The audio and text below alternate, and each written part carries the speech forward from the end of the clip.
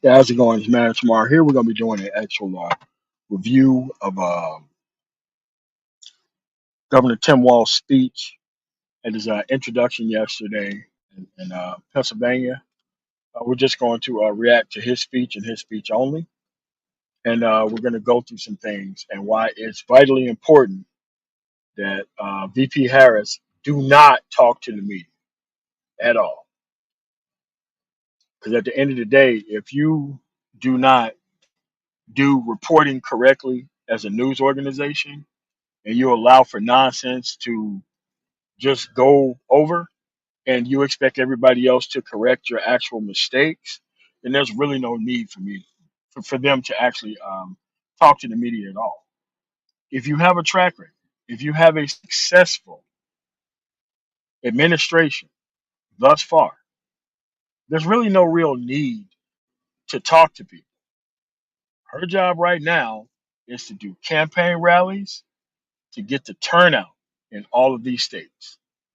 Talking to the media, especially when the media has a different thing that's going. And I'm going to give you examples so that way when you see people talk about these things, you can understand that they're not talking from the standpoint of any type of substance. They're just trying to troll the process, get their ish off, and we got to walk around like dogs in dog parks with green trash bags and pick up after these dogs after they crap all over the dog park when that's not really our job. Their job is to know this information like everybody else. They deliberately not know this information for the specific purpose of spreading misinformation, disinformation. They have a disinterest in the actual process. They have so much apathy to the point to where they don't want to learn about the system. They just want to benefit from what's actually happening and what is actually going on. So, without further ado,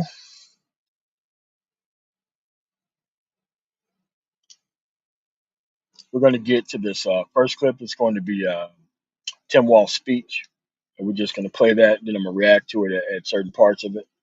So let's keep going here. And there's no real need to talk to people about politics unless they talk about policies.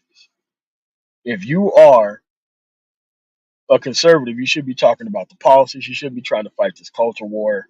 I understand the black woman's on the ticket, which is the only reason why most of these people have crossed over into talking about politics. But at the end of the day, there's no real reason to respond to these individuals at all because they just don't have it. And then I'm going to play how other groups of people are looking at the same stuff that's crazy that we are. So you can't say that it's just us. It's actually other people as well. So without further ado, let's get this video on the way.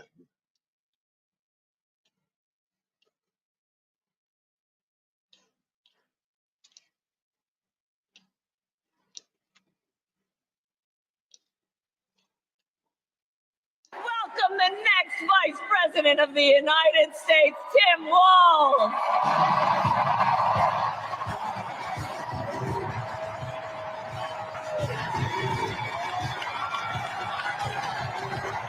Wow.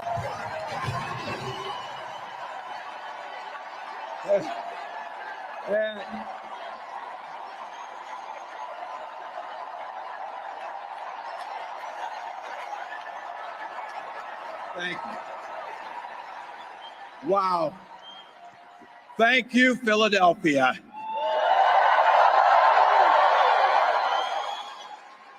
Thank you, Madam Vice President.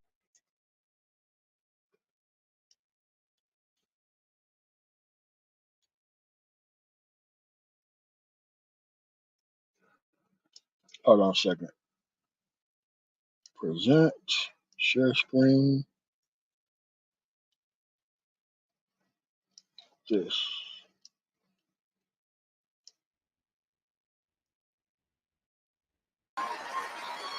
I'm thrilled to be on this journey with you and Doug, this incredible journey. And Pennsylvania, I know you know this, but my God, what a treasure you have in Josh Shapiro.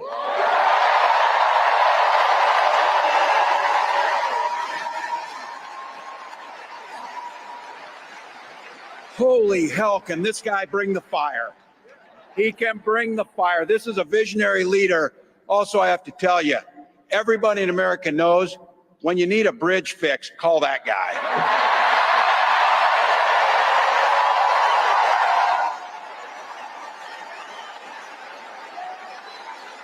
And I think sometimes we forget, and you see people a little one-dimensional, but seeing a guy who cares so deeply about his family, a man with compassion, vision, and I'll have to tell you this, I know this from experience, there is no one you would rather go to a Springsteen concert in Jersey with than him, than that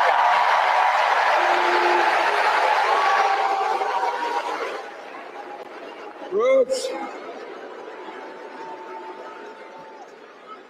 And I can't wait for all of you and America to get to know my incredible wife, Gwen, a 29-year public school educator.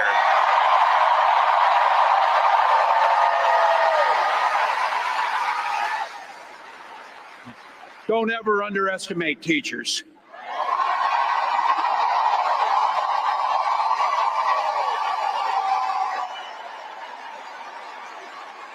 And our two beautiful kids, Hope and Gus.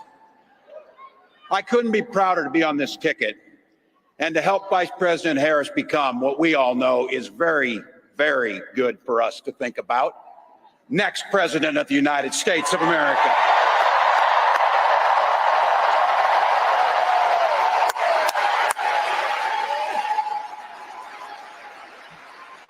From her first day as a prosecutor, as a district attorney, Attorney General of the great state of California, a United States Senator, and Vice President of the United States.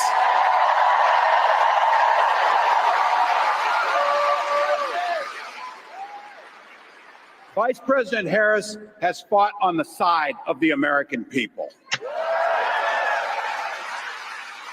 She took on the predators, she took on the fraudsters, she took down the transnational gangs, she stood up against powerful corporate interests, and she never hesitated to reach across the aisle if it meant improving people's lives.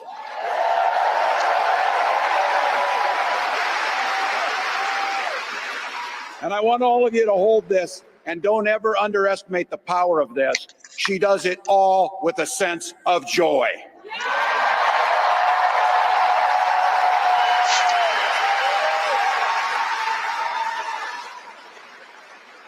I know a little something about that commitment to people. I was born in West Point, Nebraska. I lived in Butte, a small town of 400, where community was a way of life. Growing up, I spent the summers working on the family farm. My mom and dad taught us, show generosity towards your neighbors and work for a common good.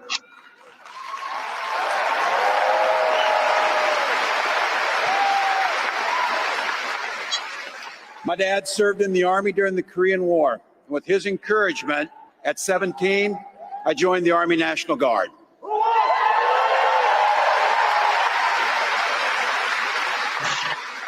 For 24 years, I proudly wore the uniform of this nation.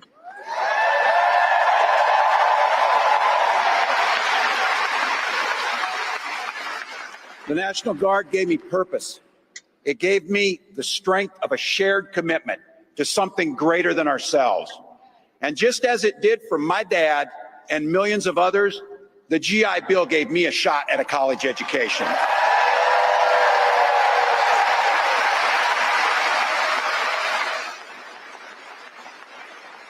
My dad was a teacher. My brothers and sisters and I followed in their footsteps. 3 out of 4 of us married teachers. What we do. For nearly 20 years, I had the privilege of teaching high school social studies and coaching football.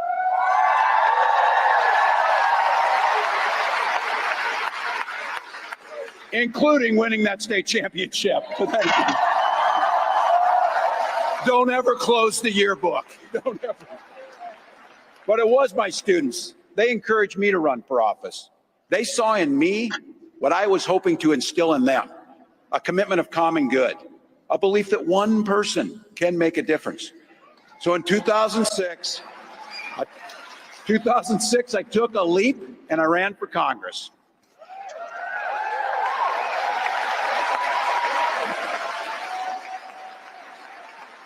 And because high school teachers are super optimistic, I was running in a district that had one Democrat since 1892.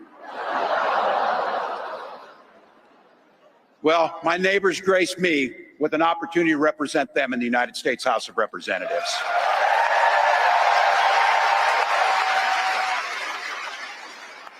I'm proud of the work we did there together. I worked across the aisle on veterans issues, on agriculture, and on ways to grow rural economies.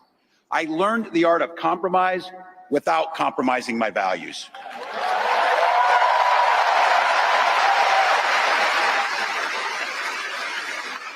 And now, as governor of the great state of Minnesota, I bring those experiences to bear in tackling the challenges that are facing our great state. Minnesota's strength comes from our values, our commitment to working together, to seeing past our differences, to always being willing to lend a helping hand. Those are the same values I learned on the family farm and tried to instill in my students. I took it to Congress and to the state capitol, and now Vice President Harris and I are running to take those very values to the White House.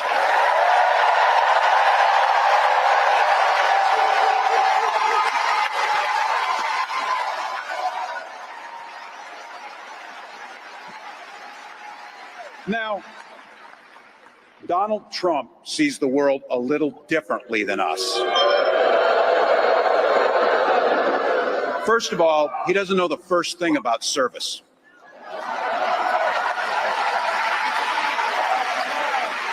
He doesn't have time for it because he's too busy serving himself.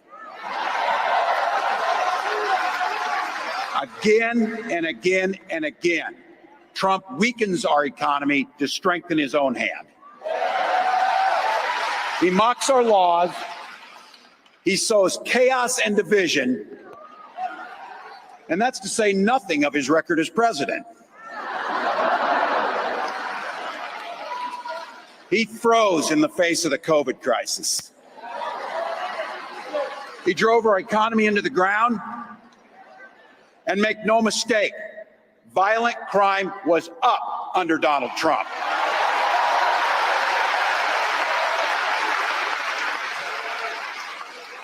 That's not even counting the crimes he committed.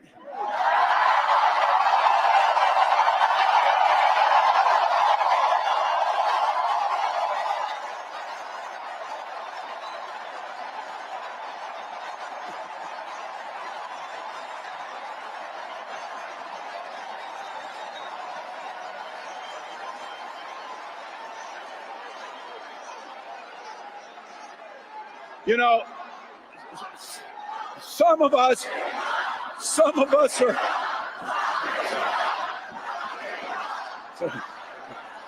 some of us in here are old enough to remember. I see you down there.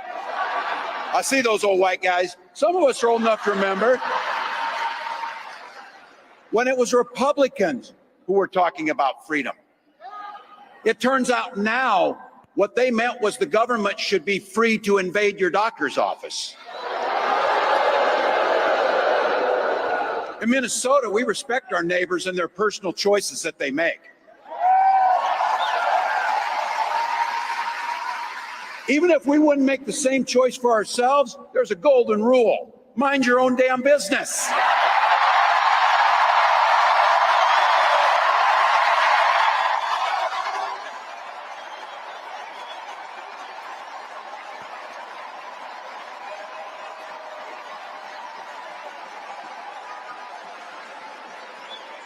These guys are after my heart chanting, mind your own damn business. That feels good, so thank you.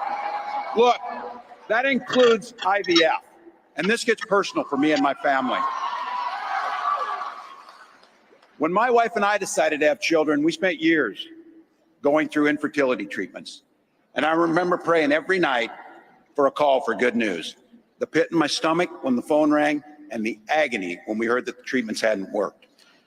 So it wasn't by chance that when we welcomed our daughter into the world, we named her Hope.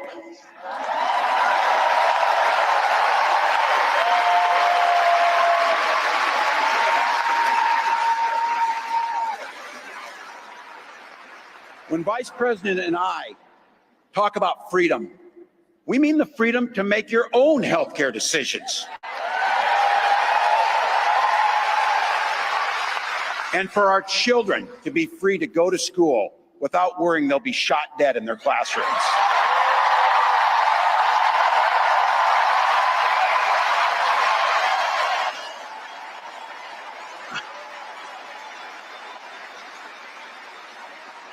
By the way, as you heard, I was one of the best shots in Congress, but in Minnesota, we believe in the Second Amendment, but we also believe in common sense gun violence laws.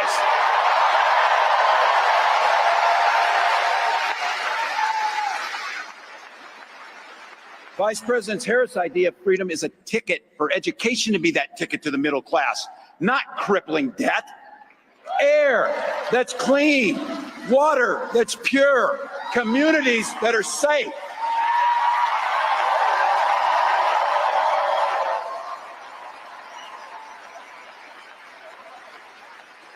A place where we settle our political differences not through violence, but with our votes.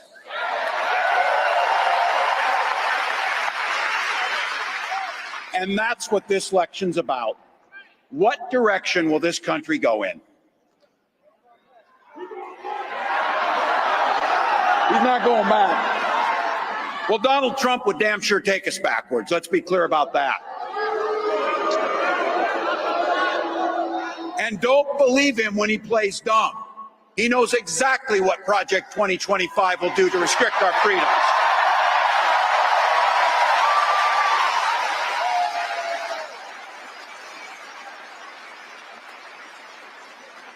To rig the economy to help the super rich. If Trump gets a chance to return, he's going to pick up exactly where he left off 4 years ago. Only this time, it will be much, much worse. Raising costs on middle-class family. He will repeal the Affordable Care Act, no doubt about it. He'll gut Social Security and Medicare. And when somebody tells you are, they believe him. He said he'd ban abortion across this country, and he'll do it, whether or not Congress is there or not. Donald Trump's not fighting for you or your family. He never sat at that kitchen table like the one I grew up at, wondering how we were going to pay the bills. He sat at his country club up in Mar-a-Lago, wondering how he can cut taxes for his rich friends. And I got to tell you, his running mate shares his dangerous and backward agenda for this country.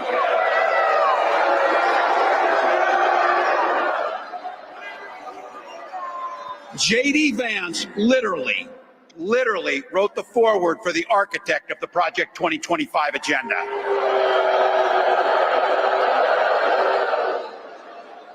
Like all regular people I grew up with in the heartland, J.D. studied at Yale, had his career funded by Silicon Valley billionaires, and then wrote a bestseller trashing that community. Come on. That's not what middle America is. And I got to tell you, I can't wait to debate the guy.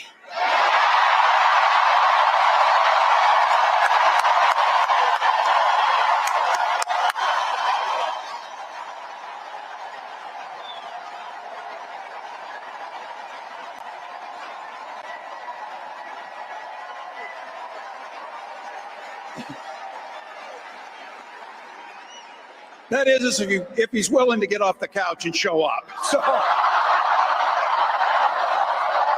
you see what I did there?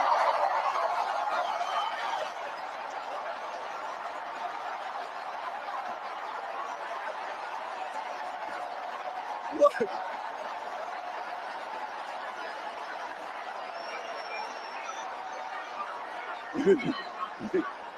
I got to tell you, pointing out just an observation of mine that I made. I just have to say it. You know it, you feel it. These guys are creepy, and yes, just weird as hell. That's what you see. That's what you see.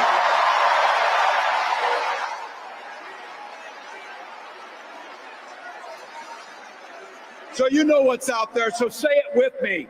We aren't going back. We aren't going back. We are not going back.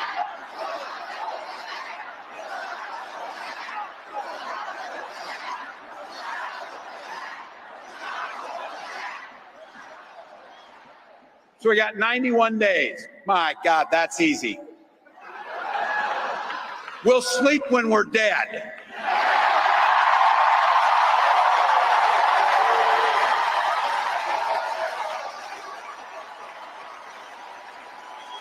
Over those next 91 days and every day in the White House, I'll have Vice President Harris's back every single day. And we'll have yours.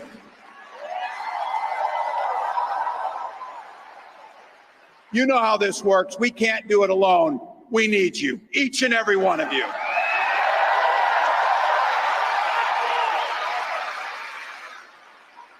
Go over to KamalaHarris.com, get on board, because we need you.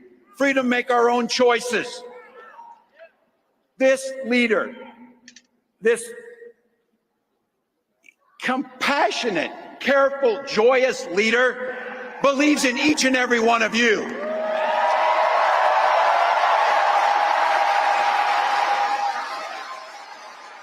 My God, you came here tonight to sit at the very top because you love this country and you're not going back.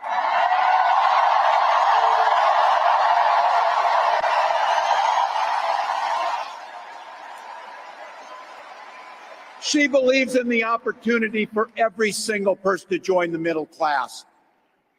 She believes in the promise of America. We just got to fight. We just got to fight. Because as soon to be President Harris says, when we fight, we win.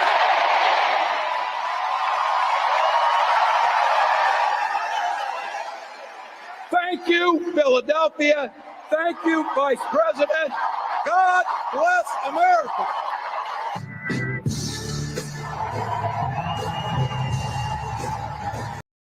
All right. Dagon, what was your first impression after you heard that speech?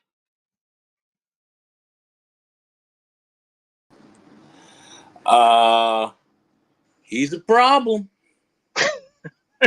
That wasn't the best speech at the place. I'm going to play Josh Shapiro's speech because I think his speech was a lot better than his. Oh, Josh Shapiro tore it out the frame. Oh But man, I'm going to play that next, but I had to play his first because this is that's the headline of why we're here. But yeah, it, I thought that it was great, and the thing was is that he lived everything in what he was talking about. Nothing was made up. Period. no, he's authentic. Yes. He is highly motivated, and what he really wants to do. This is one thing he's a highly relatable guy. You can relate to him. He's a teacher and all that. So he knows how to get along with young folks, old folks as well. He knows how to kind of get along with everyone. But really, he really wants to step up and punch these Trumpers and He these does. and these and these MAGA guys straight in the mouth. He wants to punch them straight in their mouth. And see, this is something that the Democrats have not done. They haven't got up in their face and Completely really lost the ability to do so. Sorry. they haven't gotten their face and kind of run it, kind of like, I'm a New Yorker, so back in the older days we had this gangster beard, John Gotti, real in your face Cosa Nostra. They need to put that real up in your face kind of Cosa Nostra in that grill of theirs. Just get up in there and it's like, here it is, man. Here it is, and what you see is what you're gonna get. And that is what the Republicans haven't really had a lot of, and this guy's willing to bring it. So he's going to bring that bulldogish nature there and back up and be the backup for Kamala, of which I heard her speech earlier today, and she's getting Yeah. better and better by the day. Yeah. So these guys are stepping up to the plate, and they're trying to go hard. So I was surprised pleasantly to see how he came off. Especially for a Midwest person. Like, I got to tell you, man, I was kind of really sick and tired of these Midwesterners, man. I wanted like a Western person or Eastern person, but this is like the Midwest person that shouldn't be there. A Yeah, person who could talk in front of a crowd a person who's 100% relatable, a person who didn't go out and sell out the American people when it came to Silicon Valley, or just going out and making a bunch of money as a venture capitalist, stealing pensions, throwing people out of their jobs, outsourcing jobs overseas. And this is a pretty easy ticket to run across. It's a pretty easy ticket to run against, because what people liked about JD Vance is how he stabbed the very people in the back that he came from. That's absolutely true. That's what they like about him. It's crazy, but he was purely on some get the bag. I'm here now. I'm gonna forget about how I was raised. It's kind of like how Paul Ryan was on the same thing. Mother Yeah, was on welfare, raised by a single mom. As soon as he got the chance to do so, he wanted to cut all these government programs. I'm like, whoa, whoa, whoa, whoa, whoa! You forgot how you were raised. Other people were being raised in those same circumstances. yeah, yeah, Yeah, yeah, and it's like, so when people are running this culture warrior game, they're not talking about the history. They're not talking about recalling any type of party platform, because the party platform hasn't changed in 50 years. A lot of these people really think that it's going to stop at abortion. I'm like, dude, it's going to start at abortion, and then it's going to tell you how much cancer treatment that you're going to get. Why? Because you let them in there into the privacy of your own doctor making decision and ability.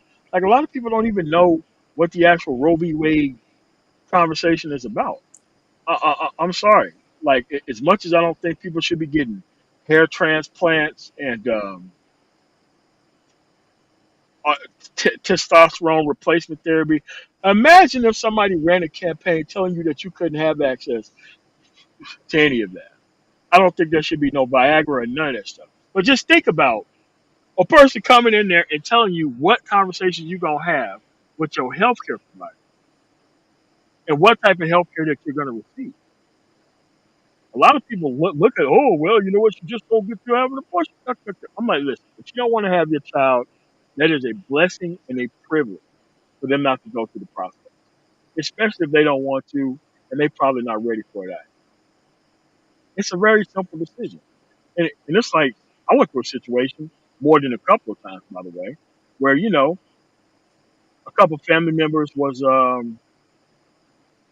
quote unquote, assaulted by people from the neighborhood, people from the church, even people in the family.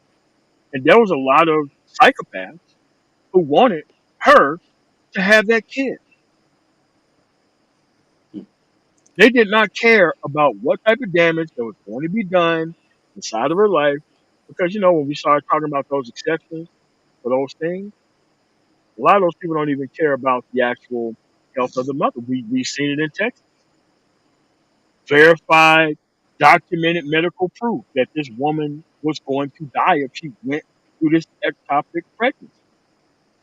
Went through the Supreme Court, went through the process like she was told to. You know what the Supreme Court told them in Texas? Now you get to die. So much for actually following the process and doing everything right and showing medical proof that it's actually necessary. And that's why you got to stay out of people's medical stuff. That's what I'm saying. It's like it works fine. But look, I'm not trying to take anybody's rights or choices away. But a lot of people think that they can just push their religious agenda. I'm like, but that's what choice is about. Everybody don't believe all of the same thing. And I'd rather it be an option than it to not be an option. I mean, that's the truest form and way of freedom and love. well, um, that's pretty accurate. I mean, you see what the 2025 plan is all about, and kind of what they're looking to do, and what they're looking to get rid of. I mean, these guys have told you what's really coming down the bike, and it's pretty scary. It's really, this thing is designed for a small number. So this election is going to be pretty important. This is pretty big stuff. So Yeah, yeah, and it's like my version of pro life include universal health care. I mean, if the people in Congress can get a decent health care plan at a decent cost, don't you think the American people at all should be able to get a health care plan, the public option, at a decent price and a decent cost, free of large corporate salaries that are paid off 100, 300 million at a time per year, by the way. Like, like this stuff is simple stuff in other countries. But I, somehow here, these people don't even concentrate on that. What's going on, Red Pill? Immo Red Pill. I mean, for them, it's it's a kind of a money making thing because when you really look at almost all the countries here in the Western world, developed countries here in the Western world, they all have a healthcare plan or program that incorporates the people. It does. And it's a good investment, as with education as well. Because Yes, I think so. these are capital investments that you get great returns on from your people. But here we've commoditized it, and and it's profiteered. So it's a different, a different type of setup. But we're moving a little bit more towards some sensibility with respect to that, which will also help to bring down overall medical costs as well. But um, you see how things are running with these, these people on the far right. They have some far different sensibilities, and Correct. And think about it. I got my CDL through Voc Rehab. Like when I was homeless and I didn't want to do IT anymore. That's how I got my CDL. I got my CDL through my veterans benefits, and them paying that $3,500 was able to net them a profit in return of probably millions at this point through the people I hired and every single year at this point. So I think education is an actual investment in the actual people. what education is one of the most valuable things that you can invest in. Why are we We paying for education? That's we know crazy. this, and we know this. And people just they tell you they know that. Just I'm not. I'm just bringing this up as an example. One example is if you have a bachelor's degree, you probably will make $1 million in your lifetime. You you will make $1 million or over in your lifetime, and if you don't, you'll actually make less. They have this broken down to dollars and cents. So there is significance here with education. It's very important. We've seen Head Start and how you have so many of our kids who've gone to school, who've gone to college, and they've gotten out of high school and so forth.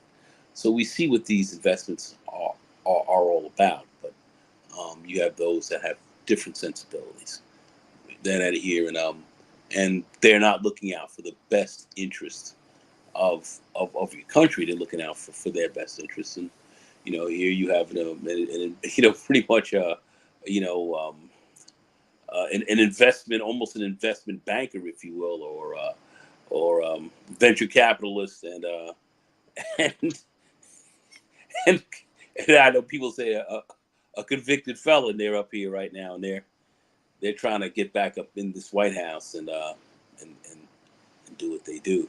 So it's a Hey, what's going on, Mike V? big What's challenge going on, here. man? Welcome to the show, man. What's going on, man?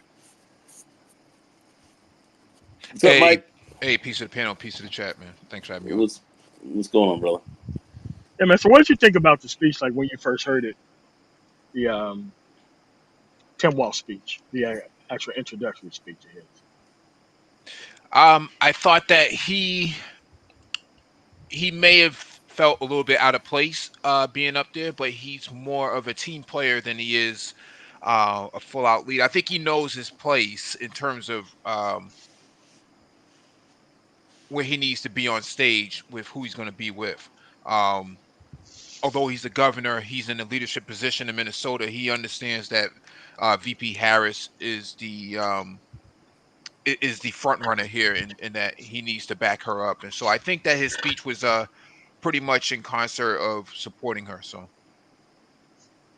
Oh, nice. Although I thought that the speech before that I'm going to play, I thought that Shapiro's speech was a lot better than his. To be quite honest, I thought it was. I mean, because he came out swinging from like moment one. about getting it done. And I'm Well, like, man, that's a great way to start out the speech, man. Well, he's significantly younger. That plays a role in who he's how he may have been raised. He speaks a lot of the Philly lingo. Um and he plays to a different demographic of people. And so um they're kind of an apples to oranges sort of comparison in terms of leadership styles and leadership structures, mostly because I think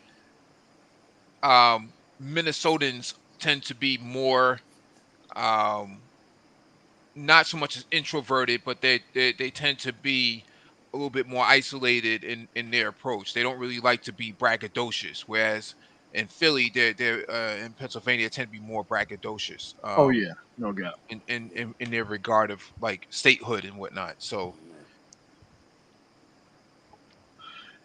Yeah, like I've been to like Nebraska a lot, especially over the summer. I've been through lots of rural Iowa farm country, and I didn't know that they had that much farm stuff going on in Minnesota, given how short their growing season was. But I was over in that area too, and this when you meet these people, they're kind of like this dude. It's kind of like Tim Walz. Like all three of those places are like the same. When you meet somebody older, that's exactly who they are. It's like a carbon copy of who these people are. It's who that guy is. yeah, It's crazy. And everybody knows there's always the liberal teacher or the liberal coach in like a small town. Everybody know who those dudes are. I mean, so there's tons of relatability there. indeed, indeed. All Um, right, so let's go to this next item on the docket here because it's vitally important that Kamala Harris just don't talk to the media. Because if the media cannot prove that they can acquit themselves like human beings, do actual background on stories before they just get a whole bunch of their ish off, and the person who comes on TV have to actually answer for a whole bunch of things that's not what they're actually there for because they should have did some background work. I think that's crazy. So let's look at this right here. This interview today is just an example. This is MSNBC. Fair use, fair use.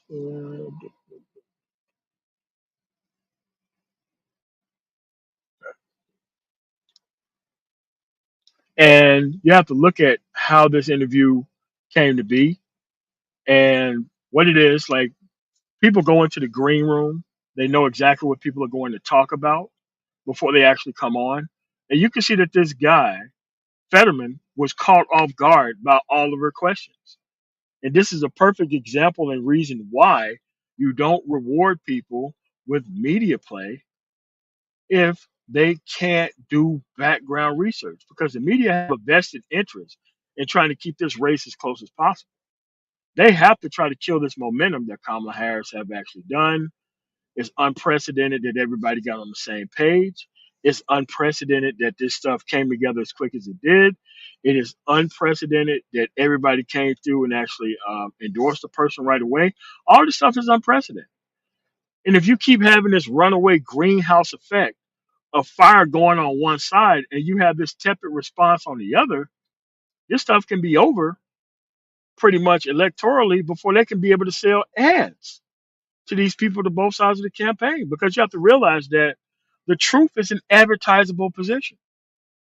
People pay for lies to be out there. They cover lies on purpose so that way you can be able to respond to them with advertising. It's kind of like how this side of the actual manosphere has to go out of our way to correct the record from other individuals who just up here getting their ish off. That in, in regards to the truth, like they don't even care. It's like they come out here to say a whole bunch of stuff to get us to respond to them. But like the newest thing is just, hey, just correct the record and move on. You know, they're not covering the maps. They're not covering the polls. They're not covering anything. They're just trying to culture war buck dance their way through this. But this is an example of why she does not need to talk to the media. So I'm going to play this 7 minutes and then we're going to come back and we're going to respond to it. Fair use, fair use. Pennsylvania Senator John Fetterman came out last night to campaign for Kamala Harris and Tim Walz after making headlines and raising some eyebrows for his reported role in the selection process of her vice president.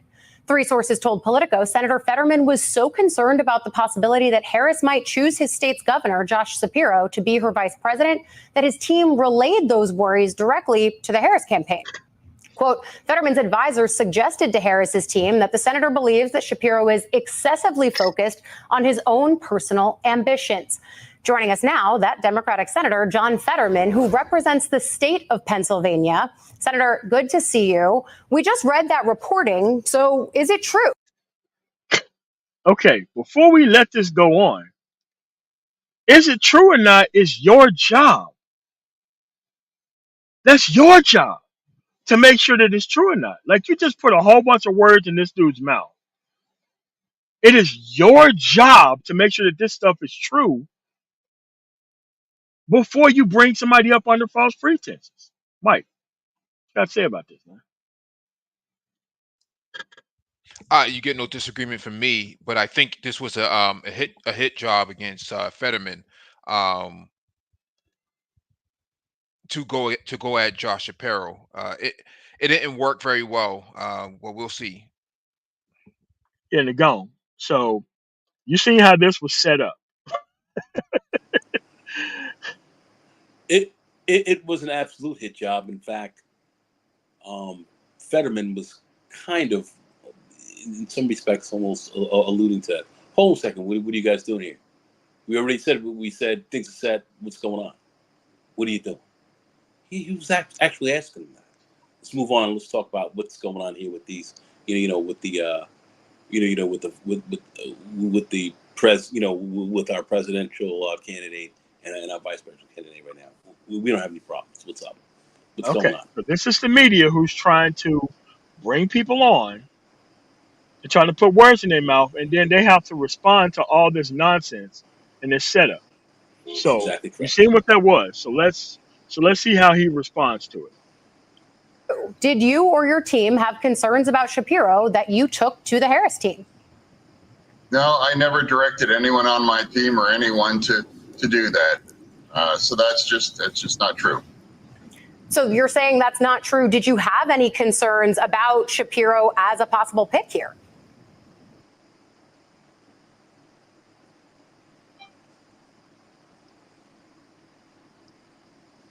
Hold on a second. It blinked out for some reason.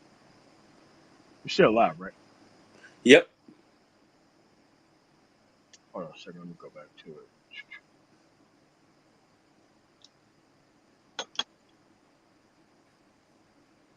Hold on a second. Go back to this. You.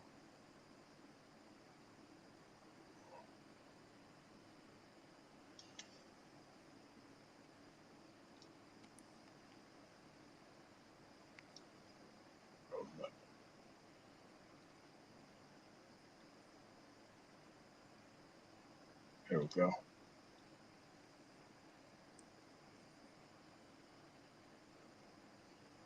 Here we go. Found it. The exact moment that it was.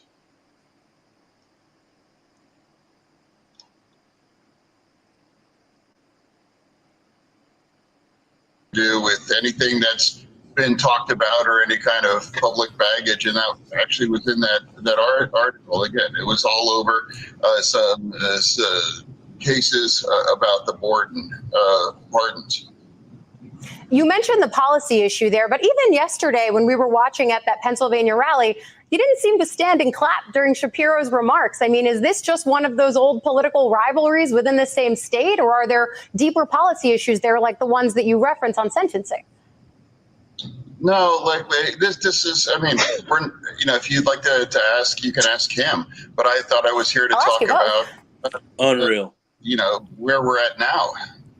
We can definitely talk about where we're at now, because there have been some suggestions that Shapiro's stance on Israel, as well as the fact that he's Jewish, may have contributed to him not getting the pick. As someone who is very pro-Israel yourself, what did you make of those takes, and what does that tell you about the party, especially as it stands on this issue of Israel and Gaza? I just don't understand why we're talking about a choice that was already made. I was very clear that the vice president is perfectly capable of picking whoever they want.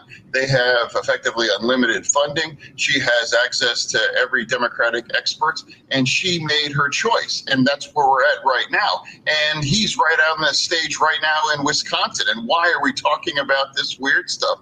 I don't understand that.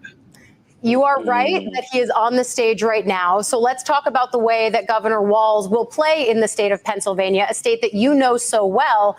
Is this something that helps the Democrats lock up this essential state? What's the role Walz plays here? Yeah, I mean, he is going to kick some ass. And he is just a regular guy, and he has very regular views. Trump would want to talk about anything about Vance and that disaster that is. He'd rather talk about Stormy Daniels than to talk about Vance and anything to try to change that conversation. And then, now let's be very clear. Walz never said that he hates the cops, but actually Vance did that. And now Vance is very clear that he happened to agree that Trump did sexually assault a woman and all these other kinds of a thing. And I don't think Governor Walz ever referred to the vice president as America's Hitler and all those kinds of things. So it's like, I challenge anybody. Is, Vance ever generated one positive headline at all? There have all been one. I mean, he's a miracle. I would have to consider him a Democratic asset. And I want to thank the former president. Thank you for picking that kind of a disaster and his ongoing entertainment and watching him twist throughout all of this.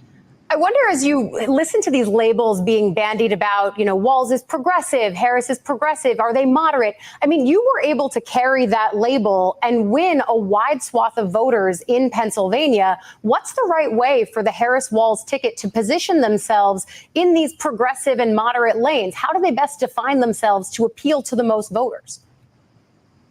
It's like, let's be clear. I mean, let's talk about who's the expert here.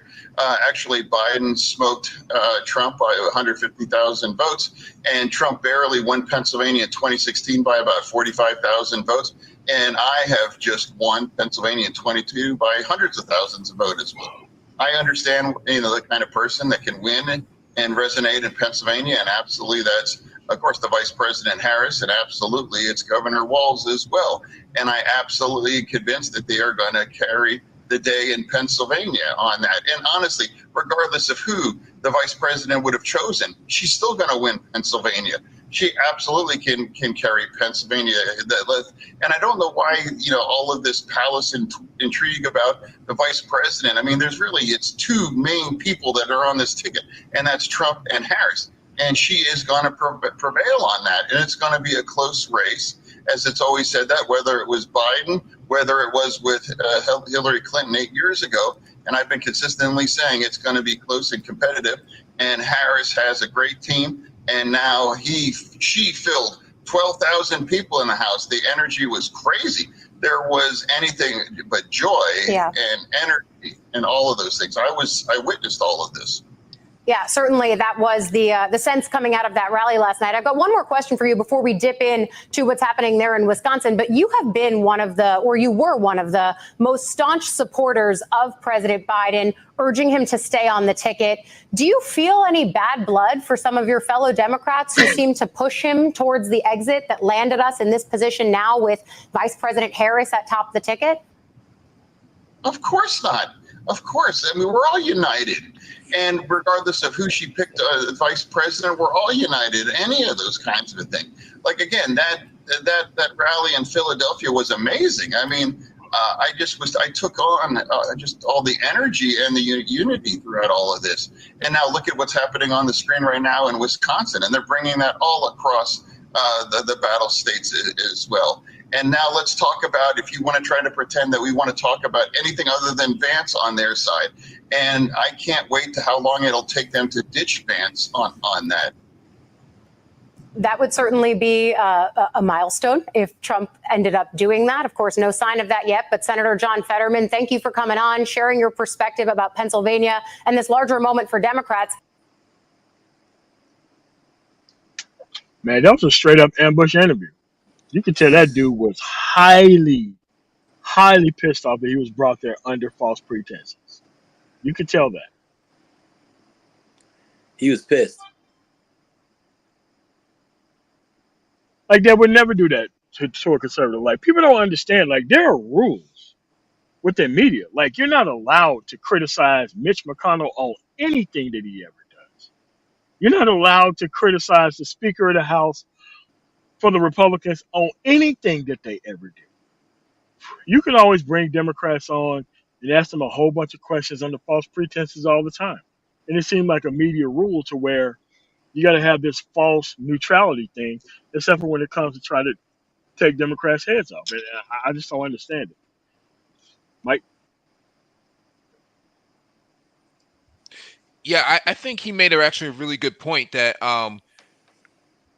Kamala was going to carry Pennsylvania regardless of who she chose as a VP. no matter what. And Right. I've been saying that for quite some time that you don't necessarily need this sort of conventional wisdom that you need a candidate from a state in order to carry it. That's not necessarily true, and it hasn't been true for quite some time.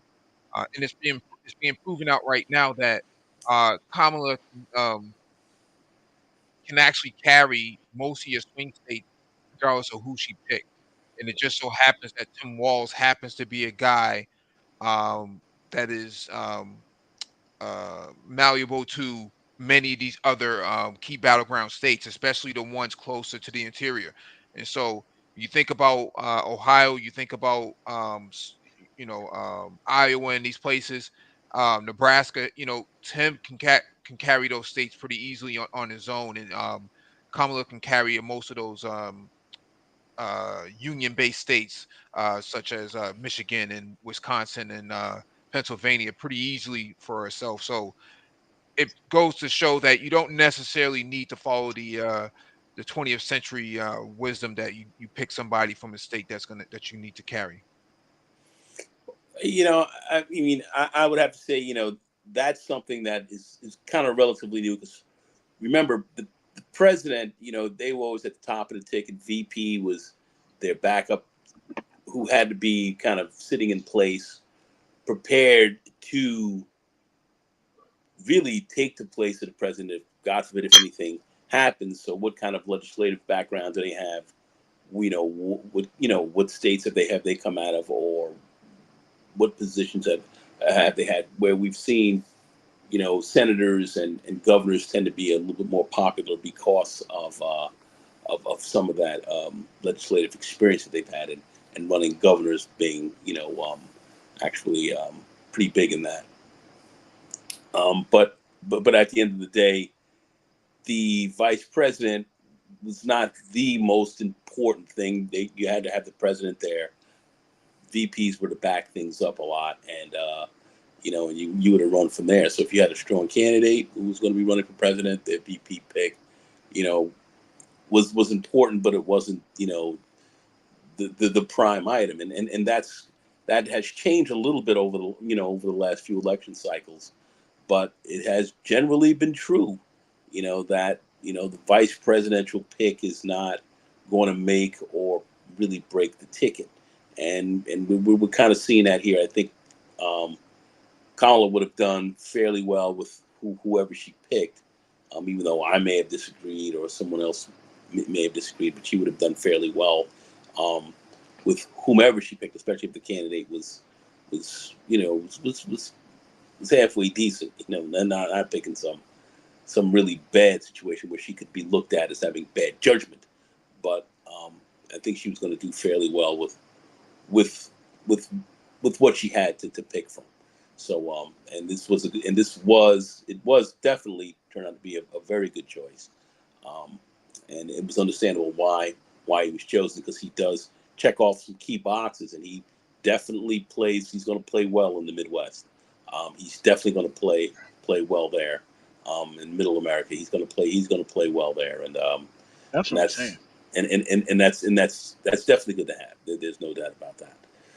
Imagine being able to see this behind the scenes and everybody trying to push these corporate candidates on you, like Mark Kelly or all these other guys who are definitely corporated up, right? And it's like you got all that money. Eric Holder was there. guy in the process. You had a lot of Obama people there, and Shapiro is an Obama guy. First one to endorse him and everything else, and she ended up picking somebody else outside of that circle. Says a lot about her. Sorry, does say a lot about her. Yeah, it shows she's got pretty good judgment. She's wily in her thinking, and and she can think a little, just a little bit outside of that box there, but yet see things clearly. It's good, at showing you she's got some good judgment, and can see things pretty good, and that's important. You want to have a president who can do that, and some people are as obviously as we can see are not good at that, and this does speak well for her, and it definitely speaks well for the ticket. Mike?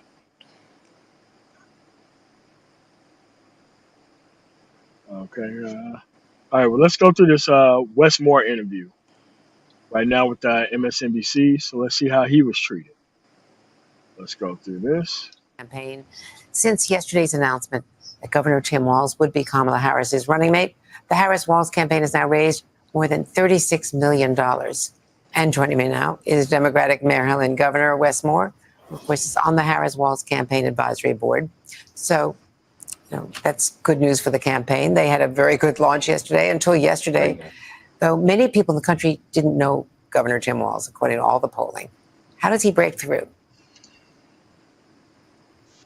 Well, it's great news, and I think that number of 36 million goes to show the level of energy that we're seeing around the country. And remember, much of that are small dollar donors.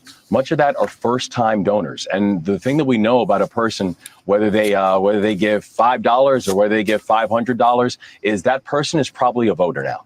And so we're watching this level of energy, these new signups of volunteers, which has been incredibly encouraging. And I think the thing that you're seeing is as people continue to learn more about my friend Tim Walz, the more excited and impressed they are. This is a person who is a military veteran who went on to become a high school football coach, who went on to run for Congress, and then and now is a successful governor of Minnesota. And the thing that you see, the thread amongst Tim Walz throughout all of that, is public service. This is a person who believes deeply in this country. He believes deeply in the people of this country. And now that he's raising his hand to serve as vice president of the United States in a Harris-Walz administration, I think the level of excitement we're seeing is something that truly correlates to people continuing to learn more about who Tim Walz is. Governor, I want to give you a chance to respond to something that J.D. Vance said. He's attacking Tim Walz's military service today. Let's listen.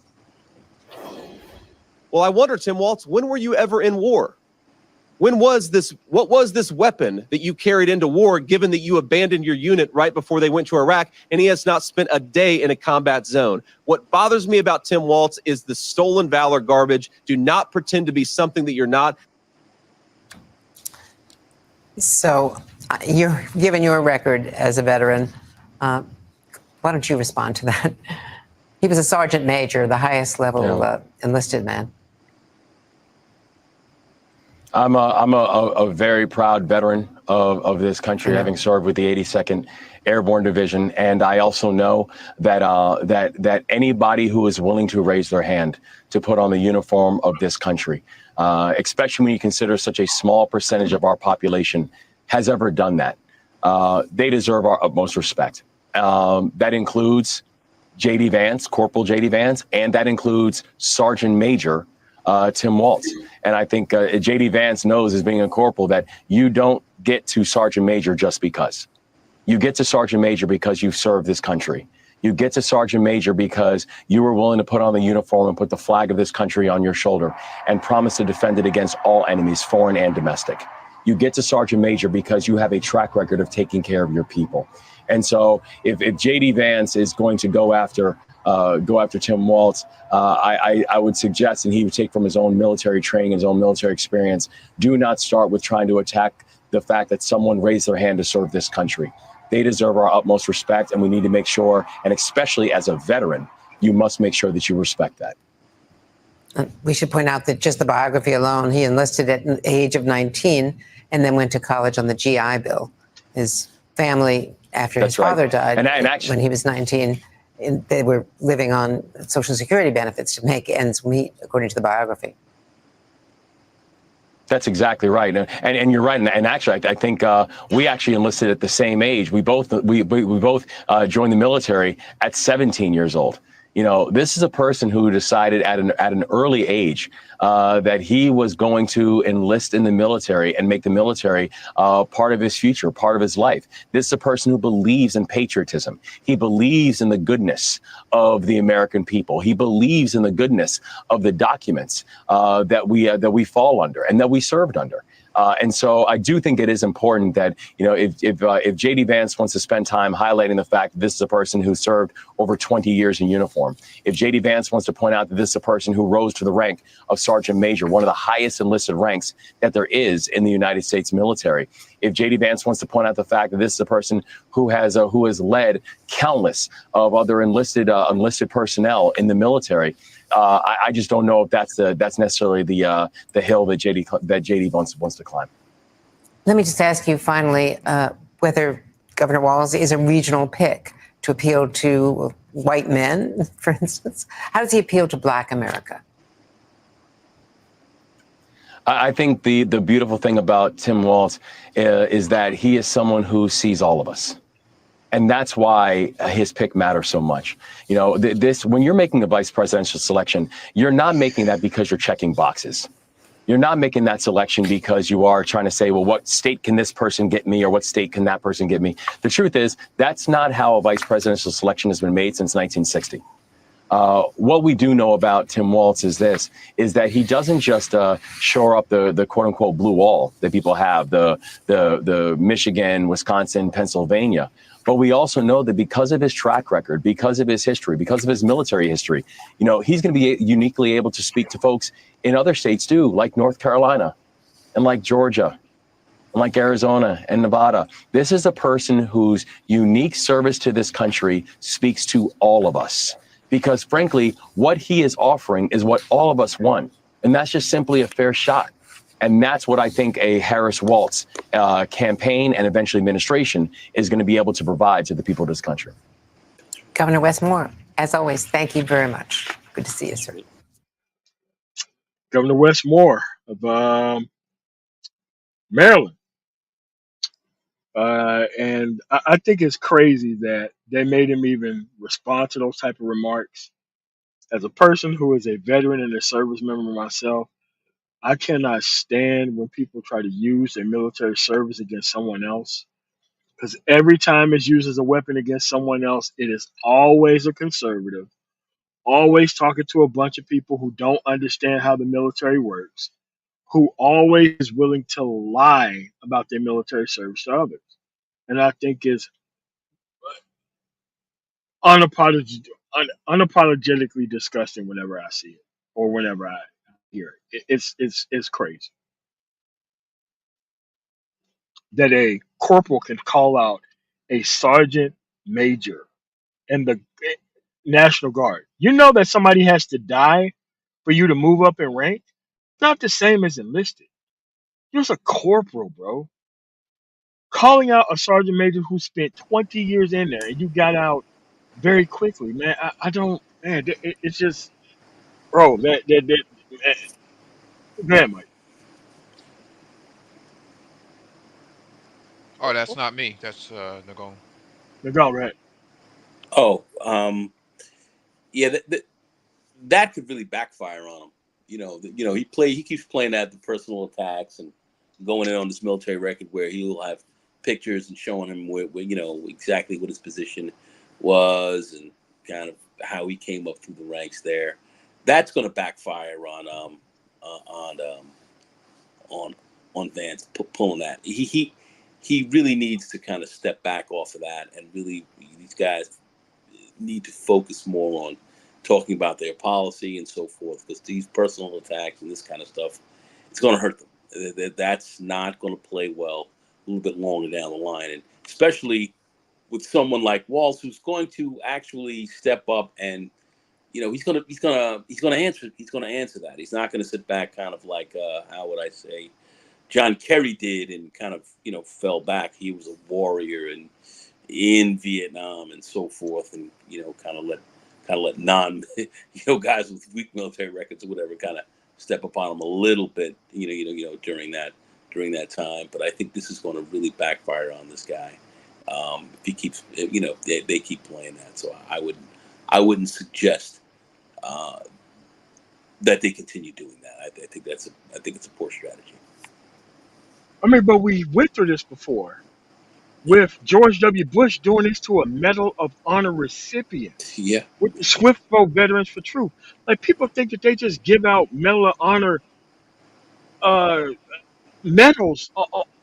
Dude, you have people who wait 150, 50, 75 years who get recognized for that. And they tried to make John Kerry look like he was undeserving of a Medal of Honor. Incredible. We had people play with that. And the same people was trying to talk about you couldn't criticize the president because we had a time of war. And they ran that type of campaign simultaneously. It was insane how nobody stepped up to say, hey, man, some things you just don't need to be playing with, dude. Yeah, well, this is not going to play well for him. Nah, not very long. But I think it would be highly inappropriate to not play all of JD Vance's actual comments before we go forward. So what I'm going to do is I'm going to actually play those actual comments of his, so that way we could be able to see what else did he say, because they just played a snippet of it. But I think that the whole thing need to be actually played itself.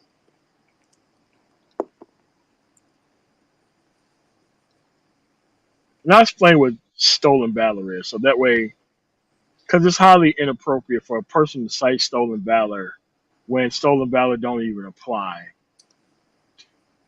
to the situation that the person was in. And the media has said nothing, asked them no questions about it. And you, there's like, go ahead.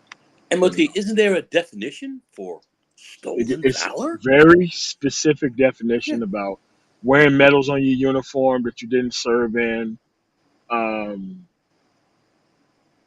saying that you served in the war zone that you didn't. One of the things that I really hate that you see out here on the road a lot is you have like these people who was assigned to special forces units as cops or mechanics, but they have the patch on and they try to take on the persona of that people who actually went out into the field and downrange and did all that stuff, and these people get exposed all the time, and it's just a disgusting art form whenever you see it. But let's just go to hear these actual comments so that way I can catch people up on what is actually said that's actually wrong.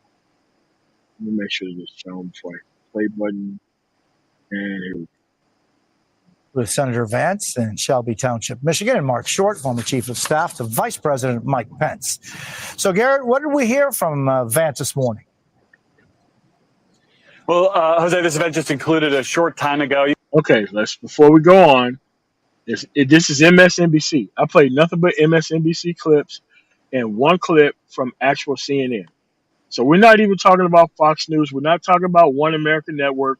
We're talking about the so-called liberal opposition, allowing these people to take free shots at the other side. I want to keep that in mind. But let's keep going. You can see I'm actually standing in front of a police station. There was a heavy focus here on law and order issues, really kind of the bread and butter campaign issues that the Trump campaign likes to talk about, immigration, how it's related to crime. Vance hit those points on the nose. Then he took a number of questions from reporters that covered the gamut, everything from the campaign's reaction to the vice presidential running mate pick from Kamala Harris yesterday to defending the comments that Donald Trump made on stage at the NABJ last week. And he took a question about Tim Walz that he used to pivot to what I think is going to become an increasing attack line from the Trump campaign, criticizing Walz, who served for decades in the National Guard, for retiring from the Guard before his unit was deployed to Iraq. Here's what Vance said about that just a few moments ago. Well, I wonder, Tim Walz, when were you ever in war? What was this weapon that you carried into war, given that you abandoned your unit right before they went to Iraq, and he has not spent a day in a combat zone? What bothers me about Tim Walz is the stolen valor garbage. Do not pretend to be something that you're not. The Republican ticket has just sort of started rolling out this attack this morning, Jose, but I would not be surprised if we don't hear it amplified significantly by other Republican veterans. Of course, J.D. Vance served in the Marines, other Republican lawmakers, to try to take what is a strength, at least on paper, of the running mate, Tim Walz, and turn it into a weakness by getting folks to talk about his military service, not in an admiring way, but to question why he wasn't deployed overseas into an actual war zone. Mark, what do you think of that line of criticism against the governor of Minnesota? Well, look, J.D. Vance served in the Marines. I think it's he's entitled to make that attack. But I do think that in the last 3 weeks, there's obviously been enormous upheaval in all this and in the polls. But prior to Biden withdrawing, I think one of the biggest vulnerabilities for Democrats was the border and the economy. And I think that's still the case. And I think that, unfortunately, much of the Trump campaign continues to be personal, whether or not it's questioning Kamala Harris's heritage or this attack or, frankly, going to Georgia and deciding to attack very popular Republican governors. So I think that Harris and Walz have enormous vulnerabilities on their record and some of their very progressive positions they've taken. And I think a policy attack, would be more effective perhaps than some of the personal attacks that have been transpiring. Yeah, I mean, Garrett, Senator Vance's schedule, meanwhile, mirrors kind of that of Vice President Harris and her new running mate. What's the strategy behind this? Are they following each other here? Yeah, Jose, to Mark's point, I've heard this from so many Republicans practically begging Donald Trump and his campaign to just focus on the policy, that they think there's such fertile ground here to turn off voters in the middle who might not like a more progressive Democratic ticket if they can just stay focused on that issue. That's what Vance was trying to do here today, again, with kind of law and order remarks here in Michigan. He's going to Wisconsin later today, where he's expected to talk about inflation and the economy. This is old-fashioned bracketing. This is a way to, at relatively low cost, force your candidate, your ticket, into the conversation with an especial focus on local news. Just for example, at this event here, Vance took perhaps a dozen questions from reporters. He made sure to call on every single. You see that strategy?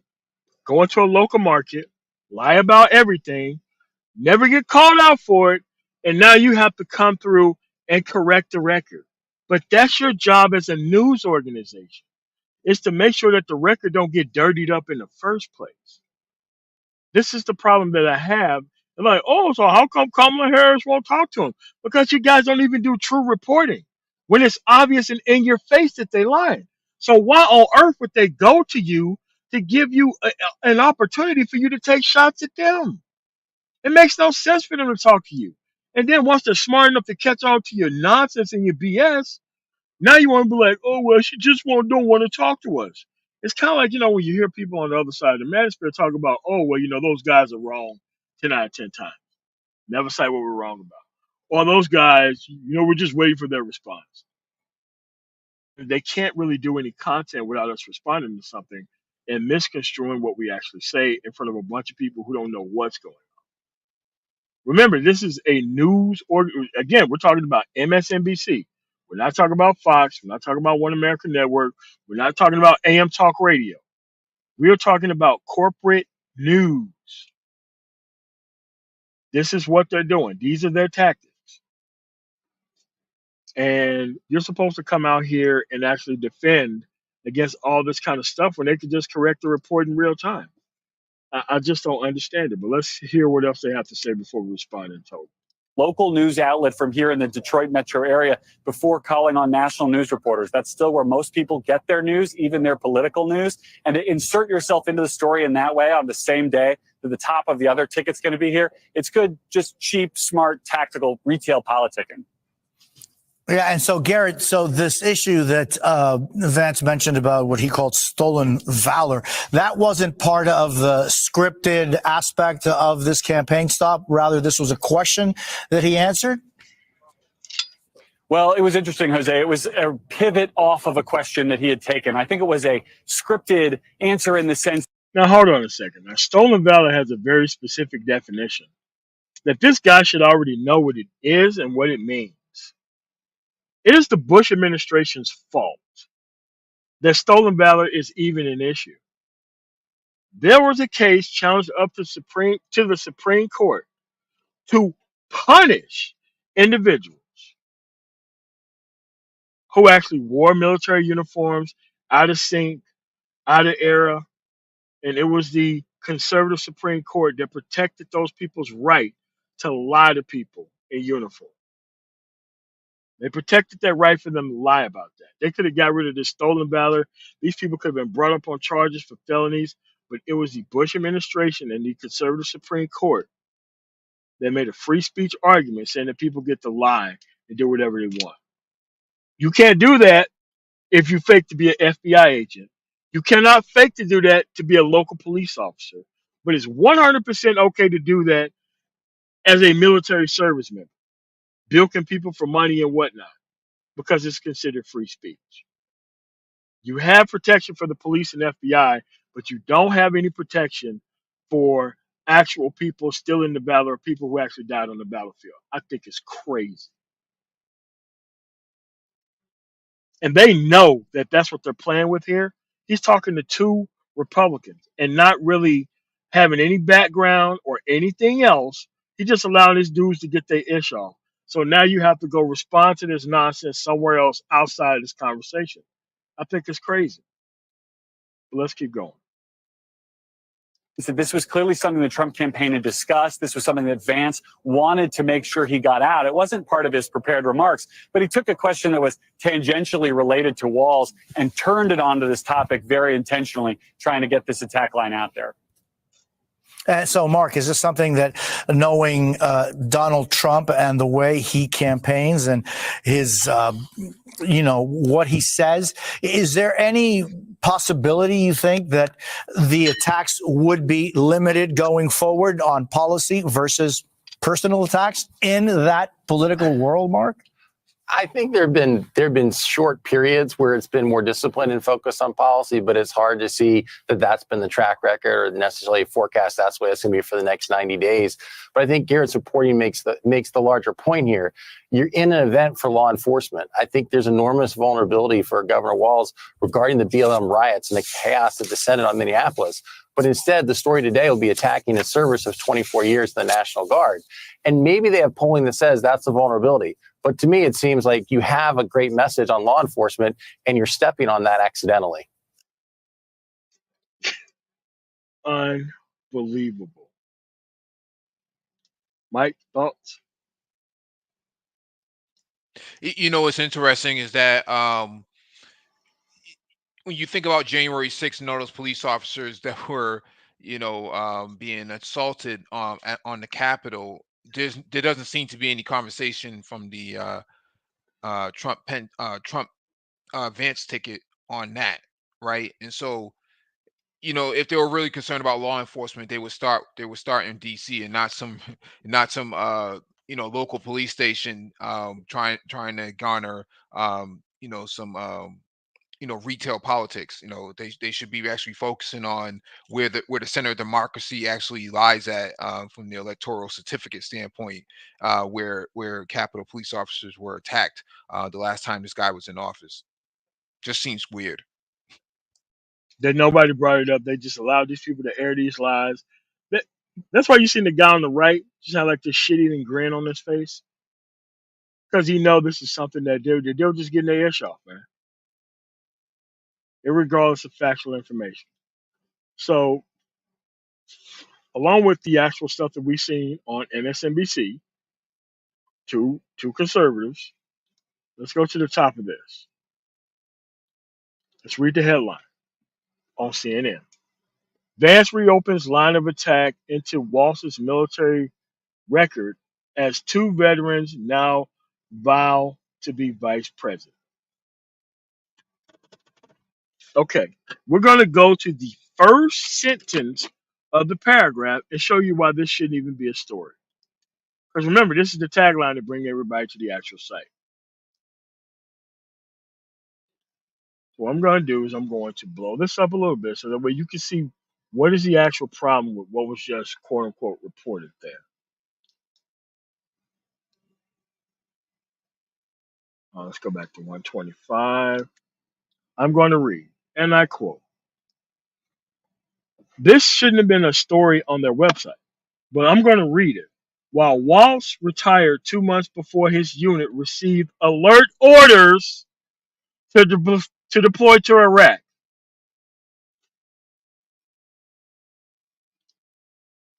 Listen to that. 2 months. 2 months he didn't even know. Like when you are called to actually report, it's not fast, it's not quick. You don't even know that you're going to know that you're going to be there until like maybe weeks before. Okay? So let's go to the next question. The next sentence. The attack on Walz's military record are part of the race from both parties to define the relatively unknown governor after he was tapped Tuesday as Vice President Kamala Harris's running mate. Walz's 24-year military career is one of several facets of his background to appeal to voters that the Harris campaign is trying to reach for a selection. Republicans are trying to blunt by painting him as an out of touch liberal. Did that say anything about the truth of the matter of what this guy actually talked about? It didn't. It didn't even address it at all. It's a headline story, but they didn't address it at all about whether it was true or not. They just print the story and just ran with it. This is CNN, the individuals who didn't fact check their actual debate. This is why I say you Kamala Harris do not need to talk to the media about anything. Because if they are unwilling to do background on their own reporting on their own website, her job is to just turn out. There's no real reason for her to sit down for a one-on-one with any of these people. So when you seen last week and even this week, several individuals from the Republican actual media talking about how come Kamala Harris don't sit down with these culture warriors, there's a reason why. There's no real reason to sit down with culture warriors because they're never going to talk about factual information. They're never going to talk about what's actually happening. And when you have a media who's not going to call out the BS, they want you to walk into an actual firing squad. And I don't think that you need to do that. If they're unwilling to actually do the actual reporting that is their actual job, there's no real reason to go on there to give them more ammunition to fight with. That's what I think is the actual overall thing. As in it's all because they're not used to liberals like Tim Walz speaking up about his value system. They're not used to Kamala Harris not trying to kiss the media's ass to get their quote unquote narrative out there after they allow people to come online and lie about the actual record. It's a new day, and they don't know how to deal with it. And they're definitely not dealing with Donald Trump and the lies that he put out there. And they're definitely not calling out JD Vance for the lies that he put out. So I don't see what the actual overall deal is of allowing her to go into a firing squad that doesn't make any sense when they don't do their own job. Mike? No, I think Nagone's next. Oh, go. Go ahead. Now, Mike, I think you were up on this one, or is it me? Yeah, go ahead. All right. You know, I'm just looking at this. I find this actually amazing. There's no question about it. I think without doubt, Kamala does not need to sit down at this stage. Move forward with the campaign, push their their positions forward right now. Push out there. Don't sit here and get caught up in anything crazy that these guys are pulling, that the media is pulling right now for their own interests. I definitely would not be sitting down with them, looking at what's been going on here recently. It's some of this is unreal. I find some of this unreal, and you have to look at some of these stations that like I'm going to say almost like CNN, like MSNBC, and so forth. A lot of these stations are trying to call themselves media, but really they're really set up as entertainment, and that's kind of what these guys are doing to kind of keep certain metrics rolling for them right now. And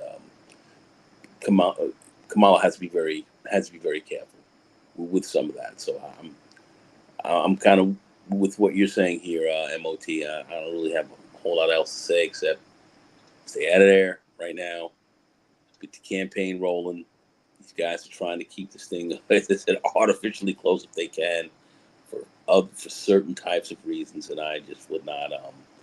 I quite frankly wouldn't really trust them. I do a lot of my talking on the campaign trail and let that and let that say what it needs to say. I mean, she's done interviews in the past, before the announcement. So I'm not sure Yes. how Yeah. much more is needed to be interviewed about. What Yeah. exactly would you be asking her? She's in campaign rally mode right now. That's right. And there's only so much time between now and the convention, and then the big debate in September.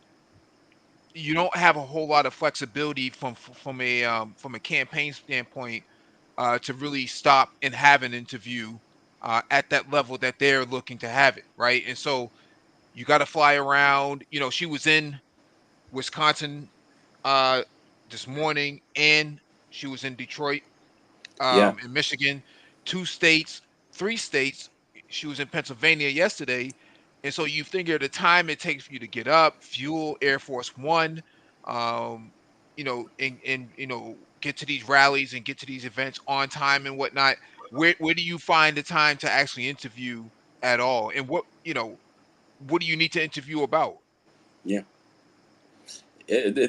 You hit it right in the head, Mike. I mean, that is the bottom line. That's what she's doing. She's getting better on the campaign trail every day. She's actually improving. I was listening to her earlier today out in Wisconsin. I just thought she was. I thought she was rocking it. So she's getting a lot better. Just, as I said, you're totally right. Getting out there and just talking with these guys and spending time off the trail to sit down with these folks where they can create some kinds of BS issues, I think is a waste of time. Let her do her talking on the campaign trail. Let that speak Correct. for her. Let Correct. that speak for her. She needs to make her case to the media, to the actual people who watch media, not to That's the right. people who do media That's exactly. for a living. That's exactly. All Well, right. well, So keep in go ahead. mind that no, I was just gonna say, keep in mind that the vetting process for the VP ticket was it was the highest priority for her, not necessarily an interview. And then before that, um, she was on the campaign trail with Biden, and so you factor all of these things in together, you don't really have a whole lot of bandwidth to be doing a whole lot of interviews. So All right. So for our last piece that we're gonna play, and I swear to God, we don't know these women at all, but you need to hear it from people who live in the Midwest and the South about how they talk about Trump. And I swear to God, we have nothing to do with these individuals. But I am going to play what they say here. This actual is from I've Had It podcast, and this is the actual live stream. And I'm telling you, people think the same thing that we're saying, and it's not just us. It's not just us. So we're going to play this. It's going to be brutal and it's going to be crazy, but it's 100% true. And you need to see what whites are thinking about Donald Trump. Not just black people who are actually invested and involved in the process, but you need to hear it from other people about what's going on. Without further ado, we're just going to keep going. Patriots, Gaytriots, and Theytriots, it is finally fun to be an energetic campaigner again. I am so grateful that the Democrats are going after the conservatives and really hitting them hard, because it is what the country needs to fight fascism. And I particularly love to traffic in Donald Trump's meltdowns. Oh my gosh. I know that that's probably not healthy of me, but you can inject this shit into my veins on a 24-hour drip. And what excited me the most yesterday, aside from darling Tim Walz, Adorable. who is exactly what we need, Yep. I was really excited about this Real Donald Trump Truth Social post, and I'm going to do a dramatic reading of this. What are the chances that crooked Joe Biden, the worst president in the history of the U.S., whose presidency was unconstitutionally stolen from him by Kamala, Barack Caplock, Hussein Obama, crazy Nancy Pelosi, shifty Adam Schiff, crying Chuck Schumer, and others on the lunatic left, crashes the Democratic National Convention and tries to take back the nomination, beginning with challenging me to another caps lock debate. He feels that he made a historically tragic mistake by handing over the U.S. presidency, a coup, to the people in the world he hates most, and he wants it back now. Okay, several things to unpack here. First and foremost, he's not even good at making up nicknames anymore. No, that was his strong suit. Kamala? That's all you got? Kamala? That's it? Here's the deal. I read that like 3 times because he always misspells words. He misses words. And then I just got there and I thought, he's just not making any fucking sense. Okay. Then I like this part where he has this fantasy where Joe Biden is going to parachute into the DNC and have a hostile takeover and demand on stage that he debate Trump again.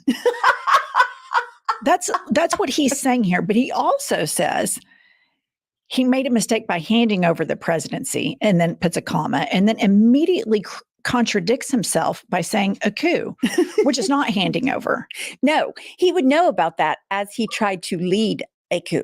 But what I think this is, because we love to play armchair psychologists on this podcast, what I believe this is, Seth, if you'll go to the next one, this is the definition of projection. And I'm going to read it to the listener. Projection is the process of displacing one's feelings onto a different person, animal, or object.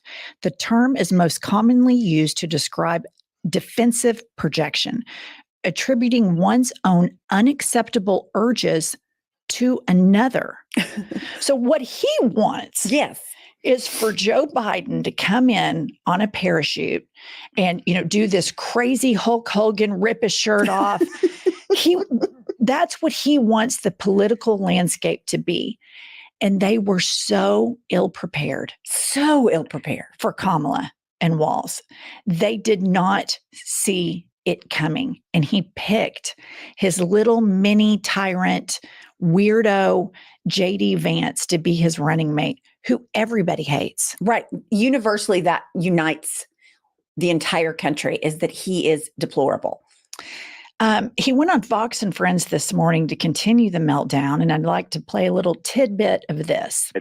But there's never been a ticket like this. This is a ticket that would want this country to go communist immediately, if not sooner. We want no security. We want no anything. He's very heavy into transgender. Anything transgender he thinks is great. Okay, this is all they have. That's it. Is buzzword bullshit. The entire MAGA movement is buzzword bullshit. He didn't propose one single policy. He used the buzzword communism, and then he used the buzzword, he's really big into transgender.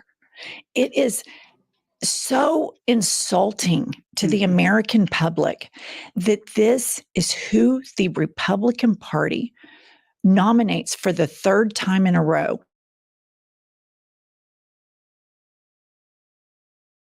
This is how little, clearly, psych patient who needs to be in a padded cell and a straitjacket, they are putting him on national news to say this crazy stuff right after he put out this banger of a True Social the day before.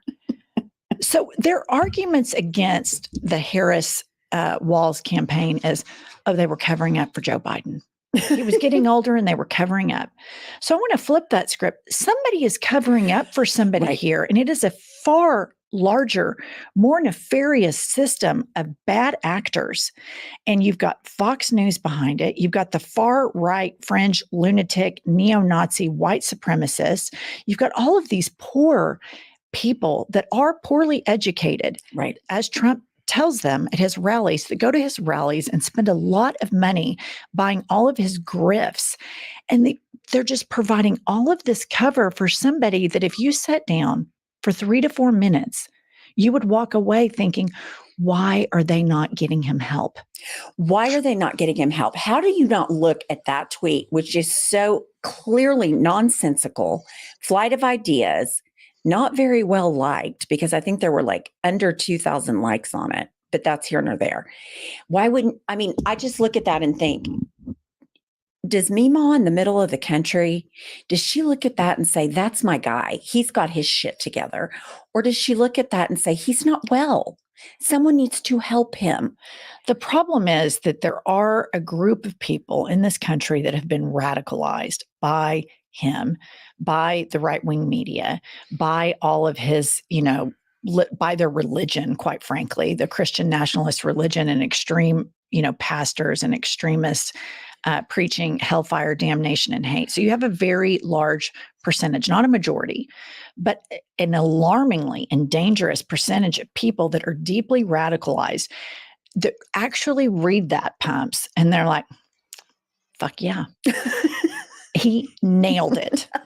And that's terrifying. That's terrifying. But it is happening in every state, and it is absolutely horrifying. But I think the larger narrative that needs to be addressed, and it needs to be answered by MAGA Republicans, is why do you think so little of America and Americans to put up this candidate 3 times in a row? Because he has an outstanding ability to out crazy himself. Absolutely. I've never seen anything like it. Just when I think he can't get crazier, he pops this out. This like fantasy fiction, thing that maybe you might think at night when you can't go to sleep because you're like, oh shit, she's really going up in the polls. God, it'd be a great fantasy if Joe Biden stormed the DNC and then he was who I would run against, because I think I was going to win the popular vote finally and the Electoral College. I can see like having that fantasy, but to type it out and hit send is just next level delusion. And it's enforced by all of these people in Fox News, Fox and Friends. It's just outrageous. What's interesting to me is that nobody in his inner circle has said, don't post that shit. Don't go on podcasts where they sniff assholes on chairs. I think they do tell him. And you just think he they've doesn't been care. Fired. Right. But I mean, it just is amazing that's what you get from a former president of the United States. It's horrifying. He is predictably himself. What remains are the people that support this. They are now the problem. Trump hasn't changed in decades. He just has a larger audience. He's lost a lot of his supporters. All of the people in his cabinet have not endorsed him. He tried to hang his vice president, and on we could go. Who are these Americans and who are these advisors surrounding this man that think that this is a good idea? That is the cancer in this country that this next election needs to answer by a large popular vote victory and a large electoral vote victory. But just to add to the point, because I'm petty and I like this shit, I found another little gem on Twitter of Trump acting crazy, and I'd like to play this one. And I have the wounds all over my body. If I took this shirt off, you'd see a beautiful, beautiful person. But you'd see wounds all over me. I've taken a lot of wounds, I can tell you. More than I suspect any president ever. All right. That's from a out of shape, right, never exercises, draft dodger who 100%, if he took his shirt off, it would not look great. It would not look beautiful. I would bet both of my children's lives on it, your children's lives on it, and our 3 French bulldogs' lives on it. It's not a sight that anybody wants to see. This is what psychiatrists call delusions of grandeur. He is a mental patient and proves his case over and over and over again. And I mean it when I say this. In the future, textbooks in universities are going to use this man in these videos as an example of a cult leader, a fascist, a malignant narcissist, somebody that suffers from compulsive lying, delusions of grandeur. They're going to use all of his cult followers of this is the sample that can get radicalized and what are those components. This is going to live on forever. Forever. These videos are forever, and history is not going to judge this well. But as you can imagine by the aforementioned Truth Social yesterday, this banger,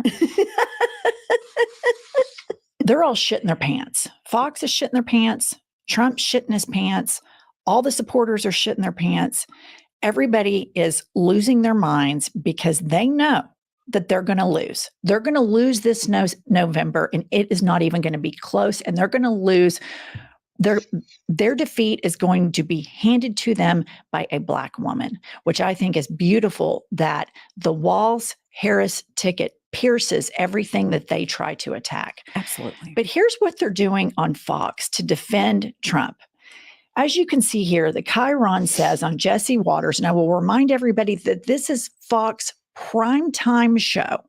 And the Chiron here says, Scott Baio's debate strategy against Kamala.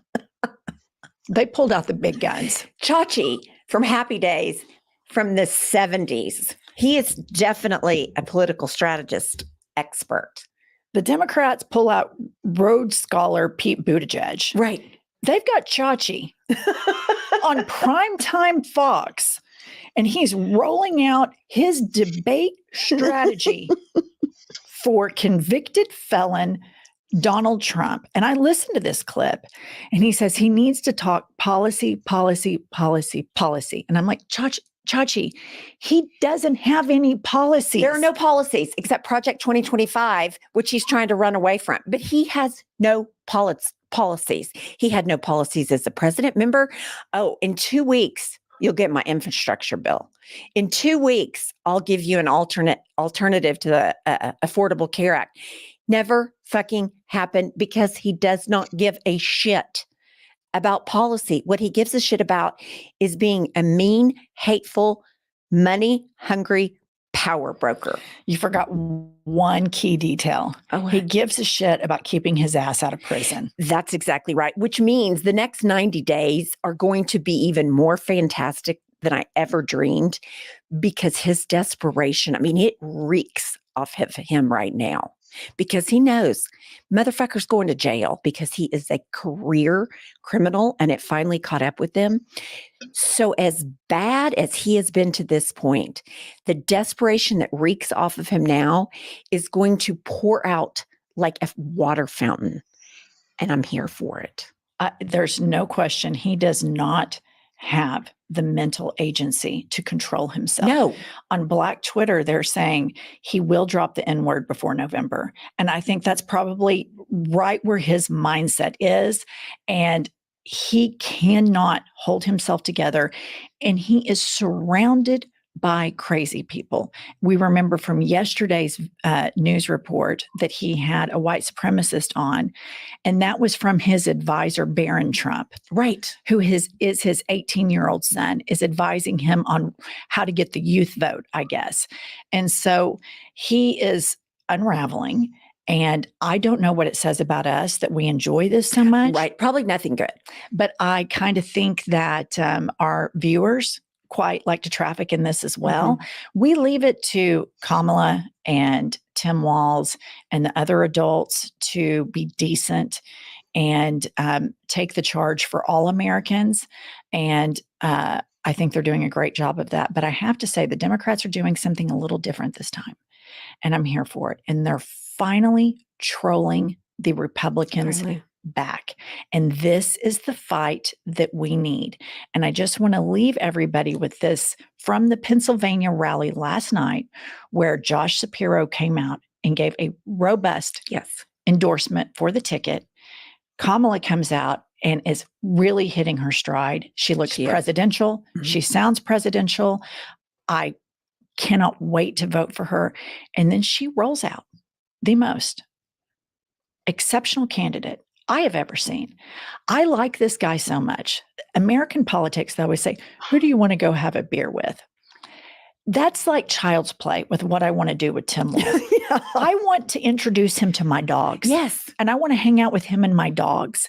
And I want to spend real quality time with him because he is an exceptional person. He is the exact type of leadership we need right now on this ticket. But he's not afraid to be a little savage.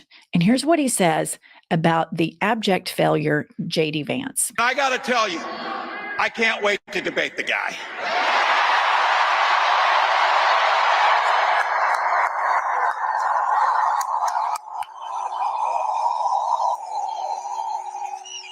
That is, if he's willing to get off the couch and show up. So. Good for Kamala Harris. Yes. I am so incredibly grateful that the Democrats are finally trolling them back. Kamala HQ joined Truth Social and has been posting crowd-sized comparisons. I love it. Because they know, like Putin knows, like Kim Jong-un knows, like Xi knows, that the way to control this man is getting into his brain. That's right. So she's making sure that he sees this. So the dictators around the world give him compliments, and Trump's like, oh my God, Kim Jong-un and I write each other love letters. And I really love Viktor Orban. He thinks I'm great. She thinks I'm awesome. We're in love. Just lunatic crap, right? She knows that if you just go on there and lightly troll him, that he's going to unravel even more. But I want to leave everybody with this. This ticket, the Harris-Walz ticket, is like a spear that spears into everything that MAGA tries to tear down. Women, people of color, people that have used IVF, people that want to feed poor school children, the military. I mean, people might say, MAGA tries to tear down the military. Yes. Asking the military to be your personal goon squad so that you can walk across the White House lawn to go hold a Bible upside down in front of a church is not being pro-military. Saying that you think veterans are suckers and losers is about as deplorable as you can get. For the record, I still don't think Hillary went far enough, which is why we're going that far. But she's going that far. And I think this is a brilliant campaign. I think it stands up for every single person in this country, even those poor fools that get grifted by Donald Trump, buying all this crap, the Trump Chia Pet thing, the Bible, all that crazy MAGA. Yes. The Bitcoin, the NFTs. I mean, the list goes on the grift. It just continues, never ending. Well, listener, we are super excited to continue iHip News. Thanks for joining us. You can go find us now if you're not able to watch. They're gone. Was that us doing commentary or was that other people? Bro, Whoa. Bro, it was going way further than we was going. Whoa. This is trained psychologists. They were hammering these people. They were riffing on these dudes, man. I was like, wow. I was like, wow. Wow. They were going in. I was sitting there cracking up. But anyway. Man. They went in, bro. They went in. They went all the way in, man. It was hilarious. It was continuous. I mean, if you want to talk consonant based, it was contiguous. Oh man, hilarious! Hilarious. They was not bullshitting. Nah, man, they would call this guy out. They would call him out for it. they were hammering them, and they, like you're saying, here they come slamming them. Unlike these guys haven't been slammed. They haven't been slammed before. They gotta get slammed. I'll punch him in the mouth. Hit him in the mouth. I mean, but they got so used to it to where I think like when they got really kind of super stupid is when they put Mike Pence on a ticket and nobody really questions shit. Yeah. Because Mike Pence is a worse pick of like Rick Santorum. I mean, he's like Rick Santorum with no personality, nothing. Radio talk show host, became governor of Indiana, did a lot of crazy, stupid shit when he was there, became the vice presidential pick to scare people. You don't want this guy taking over. Then he tried to get this dude killed. He said this guy's been disloyal. He's not down, and they had nooses hanging in the in the Capitol. They were ready if they got their hands on him. If they got their hands on Pence, they actually got him. They were going to kill him, and Pence knew that. At the end of the day, he had to come to grips with that. He knew it. That's why he's not supporting him now. Even if it's after the fact, he knows why they were there. No, he knows. He knows that he put a hit out on his Veep, and that marauding crowd got him. It was he was once they started laughing at him in the crowd, and the black women there asking him questions, he couldn't take the shit. It was in a position where he was not going to get out of his trick bag, and they was going to go even further, slowly but surely. Because the 2025 questions start coming up, and that whole benign neglect trolling shit wasn't working. They had to get him off stage. As bad as it was, a lot of these people did not watch what happened on their stage. They didn't care. It's true.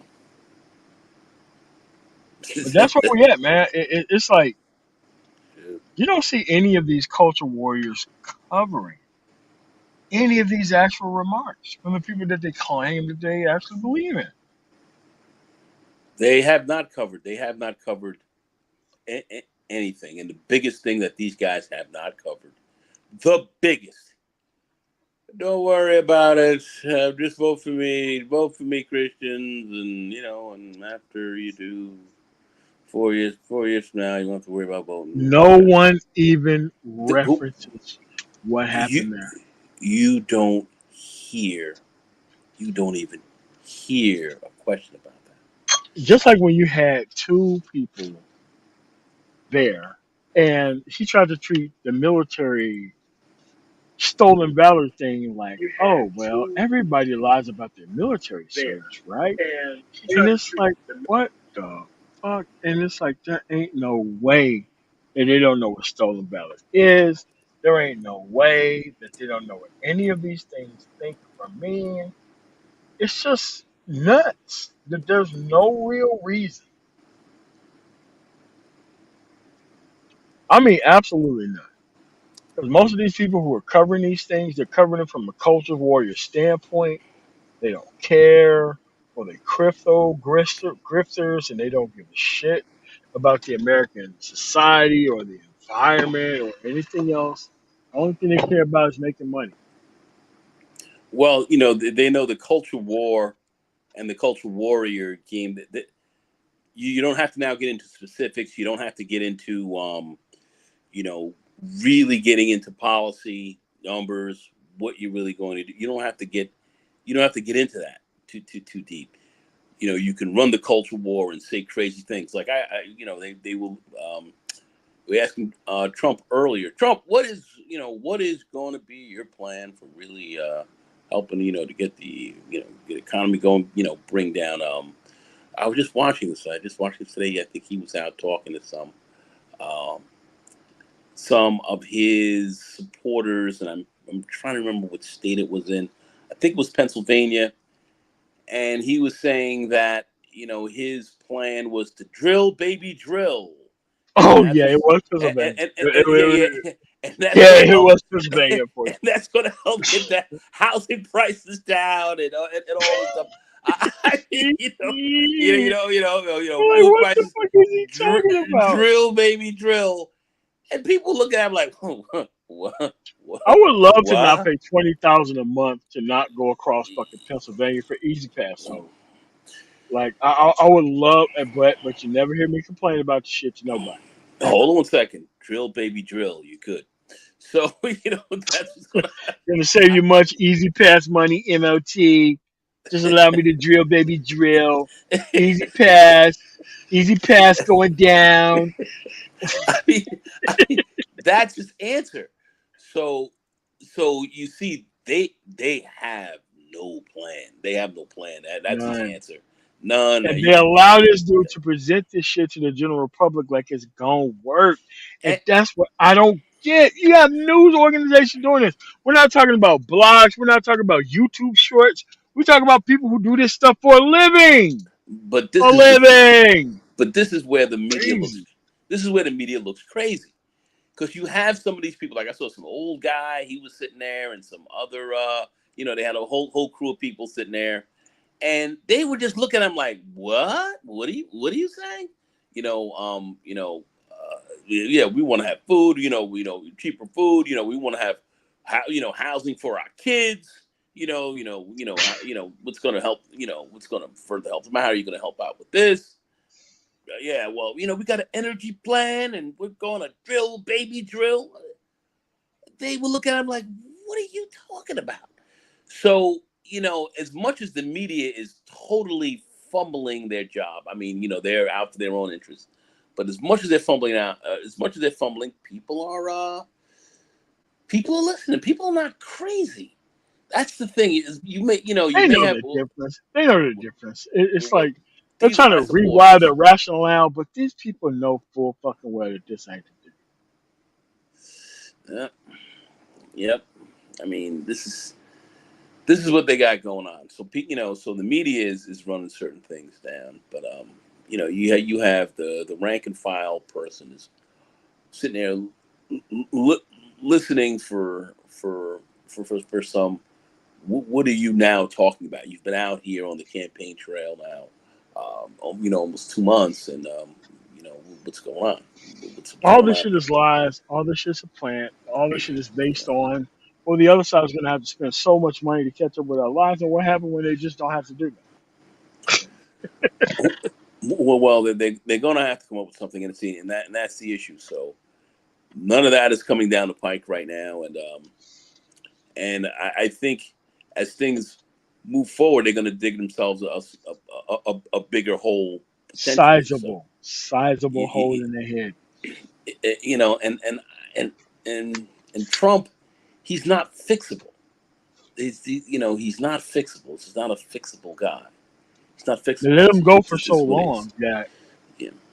his brain hasn't really recorded any new thoughts since like 2016. He lied.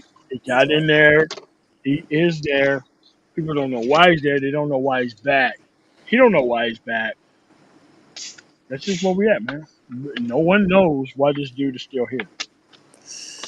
It's I mean, people understand. The young ladies they were calling it out as to why he really is running. But that's he's going to have to come up with something. And I don't believe these guys can. I don't think they can do it.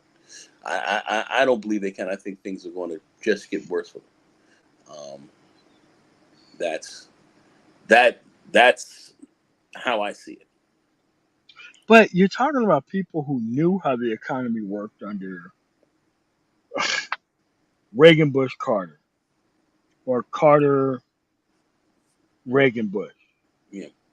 And the actual economy didn't really actually recover. That created a whole bunch of fucking billionaires until Clinton got in office. Yeah. Because we was under this 2 years of Reagan, 1 year of vice presidential to turn president, who also didn't do shit about the economy. It's like, bro, these people don't give a fuck about them running up the bag on you. They've never cared about that. And if there's anything that shows a distinction, it is the actual handoff from Reagan to Bush Sr. to show you that these people never gave a fuck about the economy. And they had Republican houses, Republican Senates that never asked for anything. They just wanted them to be in charge and asked them for nothing. Nuts. And they spent crazy. They They did. they would call And they themselves conservatives, and look what they were doing. and they did things so bad that they had to raise taxes a couple times. Some Well, things that the Club for Growth would never allow, but it did happen anyway. Well, you saw the spending spree these guys went on, and and the whole fiscal conservative idea behind conservatism was a joke. I mean, It always was. Like, bro, you would have people bust up on like Bill Maher and I'm a fiscal conservative. It's like, what are you talking about? These both people don't exist. fiscal. I mean, you've had the hardcore conservatives that had to sit down and say we've got to vacate some of that because it's just not true. It's just not true. And those people was like, but this is what makes me feel good as a person. Never changed Yeah. it. Yeah, and no, and so they went from that, and they went straight into from there. It became, then they had to move into the culture war, the whole culture war piece. That really hit, at a height because they couldn't run on, ultimately what what they were supposed to really be about, or They what don't know what they're conservative doing there. I swear to you, they principles. don't know what they're doing there. Well, they're not conservatives, from the classical standpoint. We know that now. We thoroughly understand that. So that's not a question. But this is what these guys are running on. You've got a non-conservative as trying to come in here again and run whatever program that these guys have that are strictly, for a large when we. What we're really looking at is a quasi white nationalist, kind of movement here, to maintain power and They had nobody ready though. They had nobody ready. and staying here, but yeah, so